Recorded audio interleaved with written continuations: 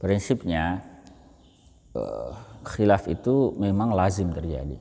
Khilaf itu apa? Perbedaan. Ikhtilaf ya. Ikhtilaf itu perbedaan pendapat di kalangan ulama tentang suatu perkara. Misalnya kita pernah dapati, ada yang mengatakan ini hukumnya boleh, ada yang tidak boleh. Ini hukumnya wajib, ini sunnah, ya, dan sebagainya. Itu ikhtilaf, perbedaan pendapat, dan itu sebenarnya sebuah kelaziman. Jarang sekali ada sebuah hukum itu mujma', itu jarang. Ada yang disepakati tapi tidak banyak. Jauh lebih banyak itu yang mukhtalaf. Ya. Yang disepakati itu biasanya pokok-pokoknya saja. Nah, pokok-pokoknya. Salat itu orang sepakat, tidak ada ulama yang tidak menyatakan bahwa salat itu wajib, itu tidak ada. Semua sepakat. Tapi nanti perinciannya, bagaimana pelaksanaannya. Nah, itu khilafnya banyak. Zakat juga begitu, ya. Semua, apakah zakat wajib? Iya, tidak ada yang tidak sepakat. Nah, tapi perinciannya nanti berbeda. Nah, selama perbedaannya itu dibangun berdasarkan dalil atau syubhatud dalil, ada landasan syar'inya, maka semuanya disebut sebagai ra'yun islami. Betapapun bisa jadi ada yang lemah, ada yang kuat, kan begitu. Nah, sepanjang itu dibangun berdasarkan dalil atau syubhatud dalil, ada landasan syar'inya, maka itu dianggap sebagai pendapat islami, ra'yun islami. Betapapun kita mandang itu sangat lemah itu, ya, tidak ada urusan, itu ra'yun islami. Nah, khilaf yang semacam ini khilafnya mu'tabar. Jadi semua khilaf yang merupakan ra'yun islami itu mu'tabar. Ya, kita suka apa tidak harus kita akui mu'tabar. Jadi kalau ada yang bilang penetapan awal akhir Ramadan dengan ru'yatul hilal lokal, ada yang bilang global, gimana? Ya itu ikhtilaf dan itu mu'tabar. Ya, kita nggak bisa maksain pendapat salah satunya saja. Ya, hanya saja memang dari sisi pengamalan, ya tidak mungkin kita itu kan mengamalkan beragam toh. Yang kita amalkan kan yang bagi kita itu kan yang hanya satu hukum syara. Tidak mungkin hukum syara untuk satu persoalan itu berbilang. Dari sisi pengamalan yang kita amalkan kan cuma satu. Tidak mungkin kita mengamalkan kebolehan menikah tanpa wali sekaligus ketidakbolehannya. Kan bagaimana itu? Boleh nggak menikah tanpa wali? Ya boleh dan tidak boleh. Ya nggak bisa. Salah satunya. Nah, gitu. Kalau jumhur ulama mengatakan tidak boleh dan itu yang kita ikuti, maka nggak boleh kita menikah tanpa wali. Nah, kalau kalangan Hanafi membolehkan, ya itu pendapat yang mereka anut dan itu ra'yun islami. Nah, sikap kita adalah menghargai, menghormati saudara kita yang mengamalkan sepanjang itu ra'yun islami. Ini kita hormati. Nah, khilaf mu'tabar itu prinsipnya seperti itu. Sepanjang ada ra'yun, ada dalil atau syubhatud dalil, ada landasan syar'inya, maka kita anggap itu sebagai ra'yun Islam. Nah, untuk beramal ya kita mengupayakan yang kita amalkan itu berdasarkan yang dalilnya paling kuat, ya, kuatud dalil. Tapi dari sisi normatif semua boleh kaum muslimin itu, ya, di antara pandangan yang ada. Kalau ada yang mengikuti pandangan manapun dari khilaf mu'tabar, maka wajib kita hormati. Ini dengan catatan sepanjang belum ada penyatuan, ya, penyatuan sikap dari al-imam. Ya, kalau al-imam, al-khalifah misalnya menyatakan yang diadopsi adalah pendapat A, maka kita wajib ikut. Karena kaidahnya itu sudah jelas, amrul imam yarfa'ul khilaf. Ya, putusan imam itu menghilangkan perbedaan. Kalau imam sudah mutusin, ya tidak boleh ada yang mengamalkan menyelisihi apa yang diputuskan. Meskipun ra'yun islami. Nah, itu kalau imam sudah memutuskan. Tapi kalau belum ya nggak bisa kita maksain. Jadi, kalau imam sudah mutusin, yang wajib diikuti adalah penetapan awal akhir Ramadan berdasarkan ru'yat global misalnya. Maka wajib diikuti. Nggak boleh ada ra'yun yang berbeda. Demikian pula sebaliknya. Kalau ternyata al-imam memutuskan ru'yatnya itu dengan ru'yat lokal, ya itu yang diikuti. Begitu. Ya. Jadi jangan juga maunya begini ya, kalau pendapat yang kita ikuti yang diadopsi kita mau laksanakan gitu. Kalau kita menganggap pendapatnya lemah lalu itu yang diadopsi kita tidak mau, ya bukan begitu cara berislam itu. Kalau sudah keputusan imam mau menurut kita lemah atau kuat, ya tidak ada lagi pengamalan yang berbeda. Dari sisi pengajaran masih bisa. Para ulama itu kan juga mengajarkan khilafiyah, meskipun dari sisi pengamalan yang wajib diamalkan itu yang diadopsi. Tapi kalau belum diadopsi, ya silahkan gitu. Mana yang kita pandang kuat, silahkan. Nah, kaitannya dengan pandangan yang pertama, ya berobat dengan khamar itu pun juga termasuk khilaf yang muktabar. Nah, itu juga contoh khilaf yang muktabar. Mayoritas ulama itu mengharamkan berobat dengan benda haram. Dengan catatan obat yang halal ada gitu. Mereka bolehkan itu dengan dua kondisi, tidak ada obat yang haram, tidak ada obat yang halal, dan yang kedua memang kondisinya memaksa untuk itu. Nah, itu jumhur ulama. Tetapi ada juga sebagian ulama, ya ini minoritas yang membolehkan itu meskipun tanpa ada doror yang memaksa. Jadi mereka memahami larangan penggunaan, sebetulnya bukan khamar ya. Jadi kalau dalilnya itu keharaman menggunakan benda haram, ya, larangan menggunakan benda haram sebagai obat.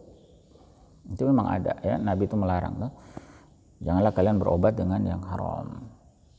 Tetapi ternyata ada dalil yang lain yang menunjukkan bahwa Nabi SAW itu memerintahkan sahabat berobat atau mengizinkan sahabat menggunakan yang diharamkan untuk mengobati. Nah, misalnya kasusnya kaum Bani Urainah yang diberikan minum dari kencing unta. Itu dipakai untuk berobat yang dicampur dengan kotorannya lalu diminumkan. Atau kasus sahabat Abdurrahman bin Auf yang diberikan izin oleh Nabi SAW untuk memakai sutra ketika dia penyakitnya itu ada penyakit kulit yang sangat gatal. Gitu. Kalau kasus pertama mungkin bisa dianggap sebagai keadaan yang memaksa, ada keterpaksaan karena orang itu sampai muntah-muntah, buang air, diare berat lah begitu. Tapi kalau kasus sahabat Abdurrahman bin Auf itu kan hanya dalam tanda petik, hanya gatal-gatal gitu. Apa daruratnya kondisi itu kan? Ya paling mungkin ya kepayahan saja menggaruk gitu. Kalau pakai kain yang kasar itu gatal sekali gitu, makanya kemudian diizinkan oleh Nabi SAW memakai sutra.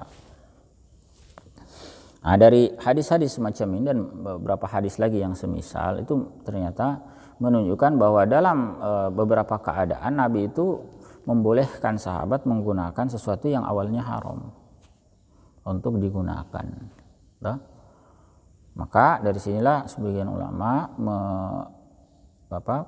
memandang bahwa larangan berobat dengan yang haram tadi bukan pada tingkatan haram, tetapi tingkatannya makruh. Jadi bukan pada tingkatan haram. Jadi mengkompromikan dua. Jadi ada dalil yang melarang, ternyata ada juga dalil yang membolehkan. Digabunglah dua dalil ini. Kenapa metode menggabungkan ini yang dipilih? Karena memang ada kaidah i'malud dalilaini muqaddamun min ihmali ahadihima. Mengamalkan dua dalil itu lebih didahulukan daripada mengabaikan salah satunya. Kalau yang dilakukan jumhur itu kan umumnya tarjih. Tarjih itu kan berarti dia mengunggulkan satu dalil atas dalil yang lain. Mereka mengunggulkan keharaman berobat dengan benda haram, tetapi kan kemudian akhirnya memarjuhkan atau mengalahkan dalil yang membolehkan. Jadi kasus seperti Abdurrahman bin Auf tadi itu diabaikan sebagai bentuk apa? Kekhususan Nabi SAW, misalnya, ya, sebagai bentuk khusus. Jadi tidak dipakai. Nah, jadi yang mereka pakai hanya dalil yang mengharamkan. Nah, sementara pandangan yang membolehkan tadi itu menggabungkan dalil itu. Dalil itu dipakai semua. Jadi yang membolehkan dipakai dalam konteks kebolehannya, tetapi hukumnya makruh. Dengan menyatakan makruh berarti larangannya juga dipakai. Makruh itu kan perkara itu dilarang tapi boleh. Bisa dipahami itu? Makruh itu kan dilarang, tetapi ketika ada yang mengerjakan tidak haram, dia tidak berdosa.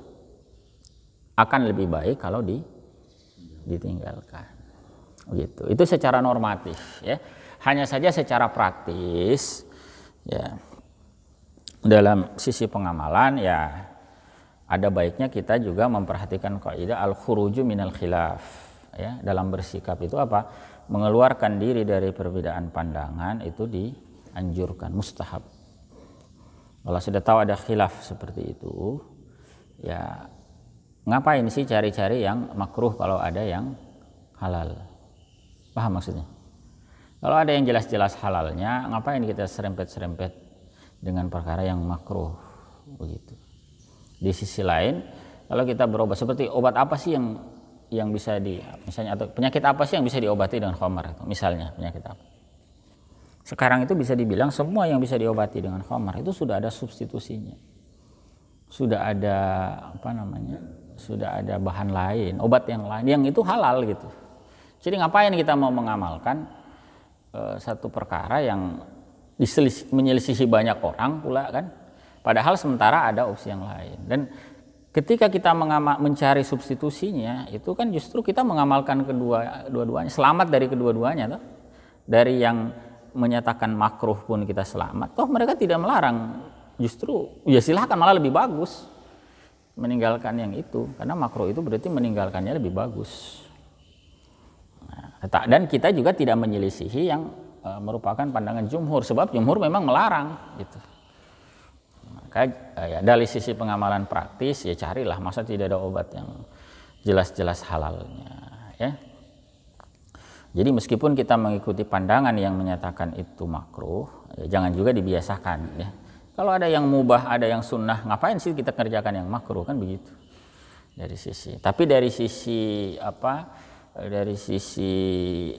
normatif ya cukup kuat pandangan yang menyatakan bahwa ya boleh saja, karena itu mengamalkan semua dalil, menggunakan semua dalil yang ada.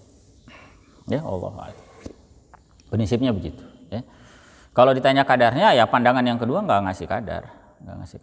Pokoknya dibolehkan dengan kemakruhan. Ya. Kayak vaksin gitu. Ya termasuk vaksin. Ya kalau tapi kan bukan khamar itu pembahasannya. Bahasannya seandainya ini sekiranya itu ada bahan haramnya, maka di dalam pandangan yang kedua itu boleh, meskipun tanpa darurat, karena pandangan yang kedua ini kan tidak mensyaratkan darurat. Begitu. Sama juga yang kontroversial itu kan misalnya sirup-sirup obat batuk gitu, yang mengandung alkohol, itu kan kontroversial. Dari sisi apa? Sebenarnya dari sisi ada dua di situ, ada dua hukum di situ sebetulnya yang perlu diluruskan. Apakah alkohol itu khamar atau bukan? Nah, itu saja ikhtilafnya luar biasa. Kemudian yang kedua, kalaupun misalnya dia khamar, apakah dia haram? Apakah dia haram dikonsumsi sebagai obat atau tidak? Nah, kan begitu dah. Jadi fakta bahwa dia khamar itu diperselisihkan. Kemudian yang kedua, kalaupun betul dia khamar, nah kalau kita mengikuti pandangan yang kedua kan berarti yang masih tetap boleh juga dari sisi bahwa dia makruh. Itu kalau kita menganggap alkohol itu khamar. Kalau kita mengikuti pandangan bahwa alkohol itu bukan khamar, ya nggak ada masalah gitu. Bukan makruh lagi gitu. Kan dia bukan khamar.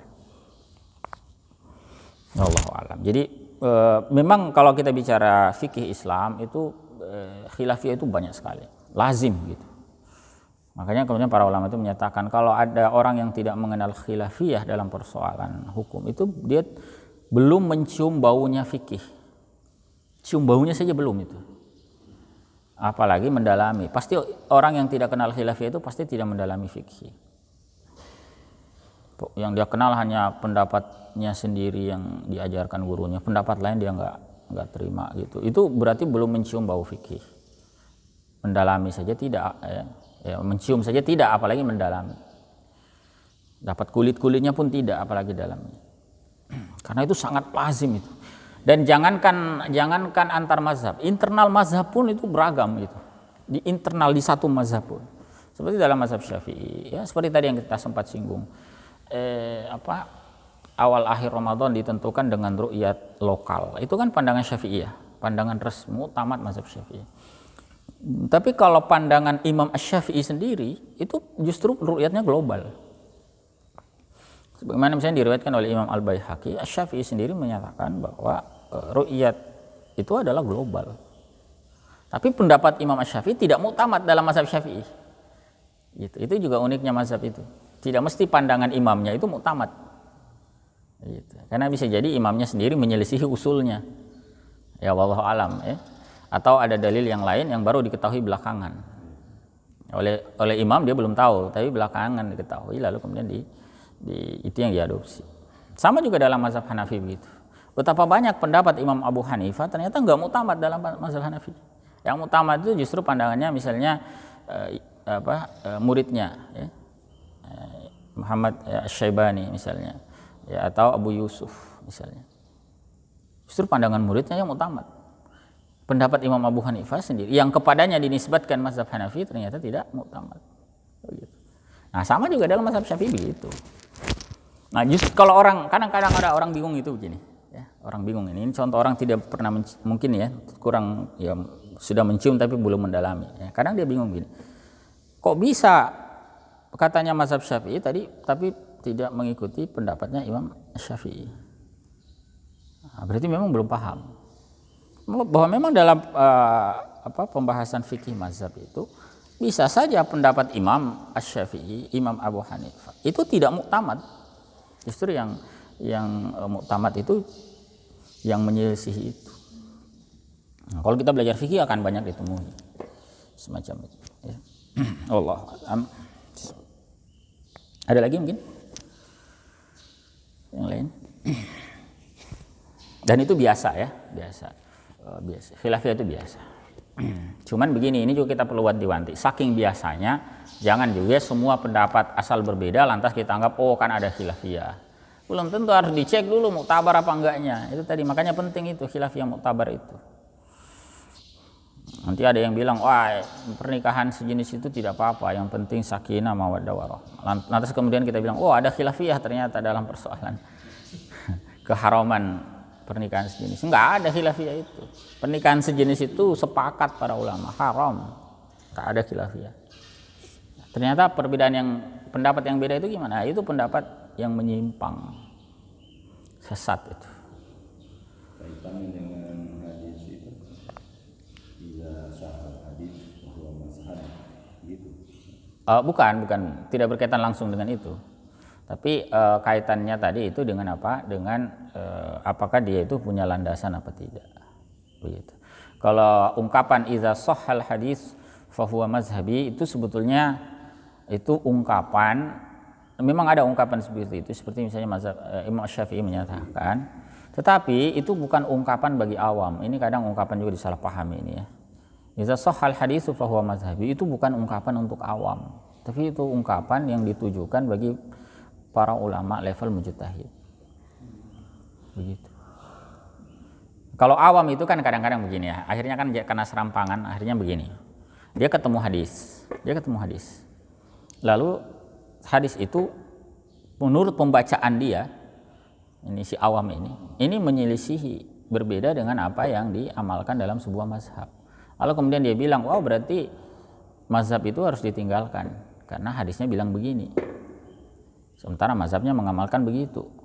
Ini dengan itu kan beda katanya. Jadi kita pegang pada hadis karena imam mazhab sendiri bilang. Padahal ternyata hadis itu juga diketahui oleh imam mazhab. Tetapi tidak diamalkan karena banyak faktor.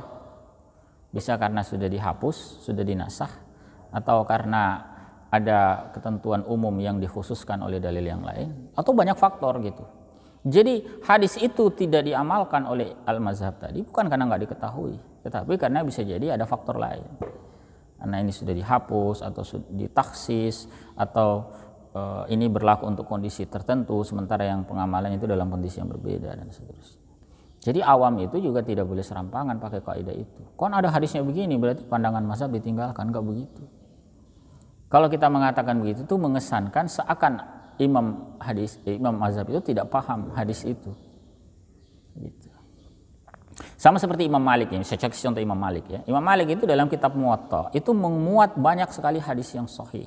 Bahkan masuk kategori hadis yang paling sahih. Ada namanya silsilatuz zahab, silsilah emas. Silsilah emas itu rantai sanad yang paling kuat dan itu diakui oleh para ulama hadis. Rantai paling kuat itu adalah riwayat Imam Malik dari Nafi ya, An-Nafi an Ibni Umar. Ya. Jadi kalau Imam Malik itu meriwayatkan dari Nafi Maula Ibnu Umar, kemudian dari Ibnu Umar, inilah rantai paling sahih. Karena paling pendek, rantai paling pendek hanya Imam kemudian Ibnu Umar. Ya, rantainya paling pendek. Kalau hadis lain itu sanadnya panjang tuh. Al-Bukhari itu panjang, minimal 4-5 gitu. Imam Malik ini kan paling pendek. Imam Malik kan masuk kategori tabi'in. Dia mendapati sahabat. Ya, dia dapati itu Nafi. Dia dapati Ibnu Umar. Atau ada Az-Zuhri misalnya ya, Nafi Ibnu Umar. Kemudian apa? Sudahlah rantainya paling pendek, semua periwayatnya thiqah. Semua orang-orangnya terpercaya gitu. Nah, maka tidak diragukan lagi, inilah sanad yang paling kuat, perawinya paling terpercaya, rantainya paling pendek gitu. Kenapa rantai pendek itu penting? Karena ya mungkin pernah main ini deh, informasi berantai itu ada orang di depan disampaikan itu kan urut-urut ke belakang tuh. Semakin panjang rantai itu kan peluang distorsi kan semakin besar, meskipun orangnya jujur semua, jujur. Si A jujur, ya jujur bukan pembohong, dia nggak bohong ketika dia sampai. Hanya saja terjadi distorsi, ada pergeseran, ada perubahan. Yang bisa jadi tanpa dia sengaja, tanpa dia sadari, tanpa dia maksudkan. Jadi semakin pendek rantai, originalitas itu semakin terjaga. Meskipun sama-sama, jadi 5 rantai dengan 3 rantai, saat sama-sama terpercaya orangnya, lebih kuat yang 3 itu. Nah, tapi ternyata Imam Malik memuat banyak sanad dengan model hadis dengan model sanad silsilatuz zahab itu, sanad emas itu, ternyata banyak itu yang tidak diamalkan oleh Imam Malik. Tidak diamalkan. Sampai ada orang bertanya, wahai Imam Malik, ya kenapa engkau mencantumkan hadis yang engkau sendiri tidak mengamalkan? Apa yang beliau katakan? Saya sengaja mencantumkan hadis itu agar orang-orang tidak mengira saya meninggalkan pendapat, tidak mengamalkan karena saya tidak tahu dalilnya. Paham maksudnya? Jadi beliau sengaja mencantumkan agar orang itu mengetahui, oh Imam Malik kan kalau beliau tidak cantumkan, orang akan bilang, oh, Imam Malik itu tidak tahu dalilnya itu kan ada hadis begini. Beliau tahu, bahkan beliau cantumkan dan itu sanad sahih, tapi tidak diamalkan. Nah, makanya di sini kita perlu tekankan, tidak semua hadis yang sahih itu diamalkan. Harus dipahami betul kaidah ini. Kalau orang mengungkapkan kalau hadisnya sahih maka itu mazhabku, itu kemudian mengesankan apa? Pokoknya hadisnya sahih amalkan, pakai, itulah. Bahkan imam mazhab pun kalau tahu hadisnya sahih akan berpindah ke situ. Padahal keliru, belum tentu, tidak sesederhana itu. Betapa banyak hadis sahih, bahkan hadis yang paling sahih tidak diamalkan. Karena banyak pertimbangan, banyak faktor. Gitu. Jadi tidak sesederhana itu. Makanya kaidah itu sebetulnya lebih kepada para imam mujtahid. Kaidah idza shahhal hadits fa huwa mazhabi. Misalnya contoh, itu ucapan Imam Asy-Syafi'i kepada mujtahid yang lain. Seakan Asy-Syafi'i itu ingin mengatakan, seandainya kamu sudah menelaah pendapatku dengan berbagai argumentasi, dengan istidlalnya secara utuh, lalu kamu mendapati hadis yang lain yang menyelisihi argumentasi itu, maka aku berpindah kepada hadis itu. Begitu, sederhananya begitu. Jadi yang bisa menggunakan kaidah itu ulama tidak main-main juga gitu. Dia sudah harus menelaah seluruh istidlal yang digunakan oleh Asy-Syafi'i sehingga mengetahui hadis itu memang tidak diketahui oleh Asy-Syafi'i. Jangan sampai ternyata hadis itu juga masuk dalam bangunan istidlalnya Asy-Syafi'i dalam rangkaian argumentasi, tapi ternyata nggak ketahuan sama orang luar tuh, apalagi awam gini. Awam hanya bilang, wah ini bertentangan dengan hadis yang ini, padahal sebetulnya itu juga bagian dari konsideran pandangan Asy-Syafi'i itu. Asy-Syafi'i membangun kerangkanya itu dengan melihat hadis ini mengatakan begini, hadis ini mengatakan begini, hadis ini mengatakan begini. Kemudian maknanya bagaimana? Kan bisa saja seperti tadi kan terjadi al-jam'u. Dikomparasikan antara hadis tadi, digabungkan satu larangan, satu membolehkan, digabung menjadi kemakruhan. Keharaman larangannya tidak dimaknai sebagai keharaman, tetapi hanya sampai di level makruh. Misalnya, banyak yang begitu dalam mazhab Syafi'i. Kalau dibaca teks hadisnya ini Nabi melarang, ternyata dalam mazhab Syafi'i tidak haram. Ternyata larangannya hanya dipahami sebagai makruh. Loh, kok bisa? Padahal hadisnya melarang. Iya, karena ternyata di kesempatan yang lain ada hadis lain yang menyatakan Nabi mengizinkan, membolehkan. Berarti kebolehannya digabungkan dengan larangannya makruh jadinya. Banyak begitu dalam mazhab Syafi'i. Bukan karena Syafi'i tidak tahu larangannya, tahu. Nah, pernah kita bahas dulu misalnya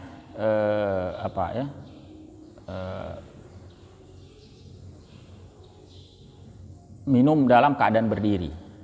Dalam mazhab Syafi'i itu dihukumi makruh. Begitu. Kalau Anda dapati hadis Nabi melarang minum dalam keadaan berdiri, itu bukan berarti hadis Asy-Syafi'i tidak menggunakan hadis itu. Dipakai ternyata sama. Tetapi ada hadis lain yang juga menyatakan Nabi minum dalam keadaan berdiri. Di satu kesempatan Nabi melarang, di kesempatan yang lain Nabi melakukan. Digabung lah ini. Ya, jadi ada keadaannya toh. Sehingga dikompromikan, di al-jam'u namanya, maka kemudian dikatakan bahwa ternyata larangan di sini bukan larangan total, begitu. Ya. Makanya tidak sembarangan, sekali lagi kita menggunakan kaidah iza sahhal haditsu fahuwa mazhabi. Itu harus paham betul itu bangunan mazhab itu seperti apa, istidlalnya seperti apa. Baru kemudian kita bisa katakan berarti mazhab Syafi'i menyelisihi dalil ini. Baru bisa kita bilang begitu. Atau tidak mengetahui, apalagi mengatakan tidak mengetahui dalil ini. Syafi'i itu bukan ulama hadis kaleng-kaleng.